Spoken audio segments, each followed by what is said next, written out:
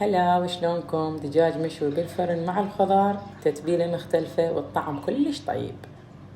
بالبداية رح نحمي الفرن ونضيف مكعب زبد بالمايكرو، بس يسيح نضيف عليه زيت زيتون قليل، ورح نضيف عليه عصير نصف ليمونة.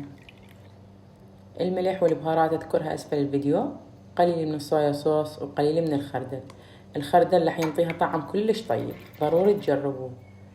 داخل الدجاجة رح اضيف ليمون، بهارات صحيحة. الخضار راح أضيفها بالقالب وأخلي الدجاجة، وراح أضيف الخلطة عليها وأمسح الدجاجة بالكامل من الداخل ومن الخارج وتحت الجلد، وثبتها بأعواد أسنان، وأغطيها بورق زبدة مبلل، وأدخلها فرن حامي مسبقا. الرف الوسط حرارة 200، النار من أسفل فقط، تاخذ ساعة ونص وتستوي.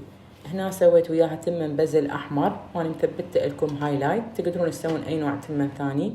أكيد ويا هذا الأكل ما يحلى إلا الدجاجيك، عبارة عن لبن زبادي وخيار وتتبيلة اللبن. السلطة بالأفوكادو، وهذا التمن صار جاهز وهذا الدجاج صار جاهز، يعني ما أحكي لكم طعم وشكل وريحة، والخضار كلها ذايبة والدجاج كله ذايب ومستوي. طعم الزبد والتتبيلة كلش طيب، ضروري تجربوه. علينا وعلى عيونكم بألف ألف عافية.